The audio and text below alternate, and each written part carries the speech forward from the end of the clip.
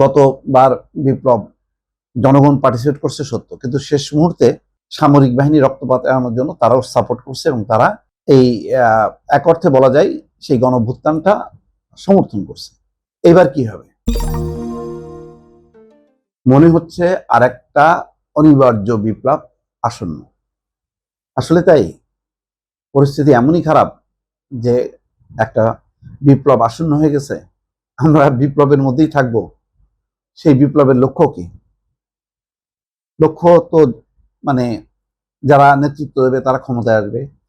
তাহলে BNP fail করছে বোঝা যাচ্ছে। বিএনপি, জামাত, যারা সরকার এবং বিরোধী সবাই গণ অভ্যুত্থানের অংশ, কিন্তু বিএনপির বিরুদ্ধে অভিযোগ যে তারা গণ অভ্যুত্থানের চেতনা বাস্তবায়ন করছে না, জুলাই সনদ গণভোটের রায় বাস্তবায়ন করছে না। বিএনপি এটা বাস্তবায়নের জন্য সংসদীয় কমিটি করছে এবং তারা বলছে যে তারা এটা বাস্তবায়ন করবে। এই কমিটমেন্টের পরও আশ্বস্ত হচ্ছে না, কেন জানি অস্থিরতা। গতকালকে দেখেন যে বিভিন্ন শিক্ষা প্রতিষ্ঠানের যে পরিস্থিতি, শিক্ষা প্রতিষ্ঠানগুলোতে মানলাম যে শিবিরের প্রাধান্য আছে, এখন সেখানে লড়াই করে তারা যদি জয়যুক্ত হয়, তাহলে সরকার যেহেতু ক্ষমতায় আছে তখন সরকারও চেষ্টা করবে, সংঘাত হবে। এবং গতকাল থেকে সেই সংঘাত। সবচেয়ে বড় কথা হলো, আজকে যেই কথাটা বললেন জামাতের আমির, অনিবার্য বিপ্লব, এটা কিন্তু শেখ হাসিনার আমল যদি হইতো, নিঃসন্দেহে এই বক্তব্য দেওয়ার পর আজ রাতের মধ্যেই অ্যারেস্ট হয়ে যেতেন জামাতের আমির। কারণ এটা হচ্ছে রাষ্ট্রদ্রোহিতার একটা উস্কানি দেয়া। তো যাই হোক, এখন তো সেই পরিবেশ নাই, এখন মুক্ত পরিবেশে যে যার মতন করে বলছে। কিন্তু এইটা বলার মধ্য দিয়ে আপনি বিএনপির মতন এত বড় একটা দল, যার লক্ষ লক্ষ কোটি কোটি সমর্থক আছে, তাদের বিরুদ্ধে আপনি বিপ্লব করবেন 2 বছরের মাথায়, তাহলে আপনি চিন্তা করছেন একটা রক্তক্ষয়ী বিপ্লব হবে। এখানে গতবার বিপ্লব জনগণ পার্টিসিপেট করছে সত্য, কিন্তু শেষ মুহূর্তে সামরিক বাহিনী রক্তপাত এড়ানোর জন্য তারাও সাপোর্ট করছে এবং তারা এই এক অর্থে বলা যায় সেই গণঅভ্যুত্থানটা সমর্থন করছে। এবার কি হবে? এবার কি তাহলে ক্যান্টনমেন্টে ক্যান্টনমেন্টে রক্তারক্তি হবে? এটা হয় কোনোদিন? একটা বিপ্লব, একটা গণ অভ্যুত্থান, বিপ্লব তো অনেক বিশাল ব্যাপার। গণ অভ্যুত্থানই ধরেন, সেই গণ অভ্যুত্থান কিন্তু চট করে হয় না।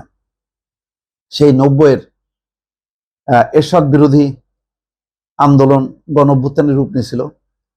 90 সালের পরে কত বছর পর, 90 গেল, 2000, তারপরে 2026, তার মানে 90 প্রায় 20-25 বছর পরে হয়েছে। তো এটা অত সোজা না। মানুষ হয় কি, যেটা প্রতিদিন মানুষ বিপ্লব করে না। মানুষ যখন দেখতে দেখতে দেখতে অসহ্য হয়ে যায়, যখন একদম ভিতরে তার দানা বাঁধে যে হ্যাঁ, যে এই সরকার কাউকে পোছে না, তখন হয়। আজকে দেখেন, ডক্টর মোহাম্মদ ইউনূস অতিথির সারিতে, দর্শকের সারিতে ছিলেন জুলাই জাদুঘরে, সেই ওনাকে স্টেজে নিয়ে আসছেন, নিয়ে বসাইছেন। এটাও সম্মান, এটাও উদারতা। হ্যাঁ, মানলাম যে এই জুলাই গণ অভ্যুত্থানের এই অনুষ্ঠানে জামাত, এনসিপি তাদেরকেও দাওয়াত করলে ভালো হতো, এটা সম্মিলিতভাবে হলে ভালো হতো। সেটা হয়নি। আমি মনে করি সেটা একটা দুর্বলতা, বা কেন হয়নি আমি জানি না। তাদেরকে কি দাওয়াত দিছিল তারপরেও আসে নাই, নাকি তাদের নির্ধারিত আজকে বায়তুল মোকাররমের দক্ষিণ গেটে তাদের কর্মসূচি ছিল এই জন্য যায়নি, আমি জানি না। ঠিক, তারাও উপস্থিত থাকলে ভালো হইতো। অর্থাৎ গণঅভ্যুত্থানের শক্তি, তাদের মধ্যে এই বিভাজনটা, কিন্তু মানুষ হতাশ হচ্ছে। একটা হতাশা থেকে একটা বিপ্লব হয় না। আর জামাত ওইভাবে উজ্জীবিত করতে পারেনি। জামাত ইতিমধ্যে গত 2 বছরে, প্রথম দিকে তাদের সুনাম ছিল, শেষের দিকে বেশ কিছু ঘটনায় তারা কিন্তু প্রশ্নবিদ্ধ হয়েছে। তাদের ধর্মীয় কথাবার্তা, আচার আচরণ, তার অন্তরালে আসলে কি হচ্ছে। এই যে মাদ্রাসা মক্তবে যে শিক্ষকরা জামাতের রাজনীতির সাথে যুক্ত, তাদের দ্বারা শিশু শিক্ষার্থীরা কিভাবে অত্যাচারিত হচ্ছে, এই বিষয়গুলো কিন্তু আস্তে আস্তে আসছে। তো ফলে বিএনপি যেমন, হ্যাঁ, তার উপর মানুষের একটু হতাশা, কারণ এর মধ্যে দ্রব্যমূল্যের ঊর্ধ্বগতি, বিদ্যুৎ, গ্যাসের কারণে একটা মানুষ দুরবস্থার মধ্যে পড়ছে, কিন্তু তার মানে এই না যে জামাতের প্রতি বিশাল জনসমর্থন হয়ে গেছে, এটাও কিন্তু হয়নি। তো সুতরাং এটা এই ধরনের কথাবার্তা বললে যেটা হবে, কাজের কাজ হবে না, কিন্তু বিশৃঙ্খলা একটা তৈরি হবে, এটা বলা যায়।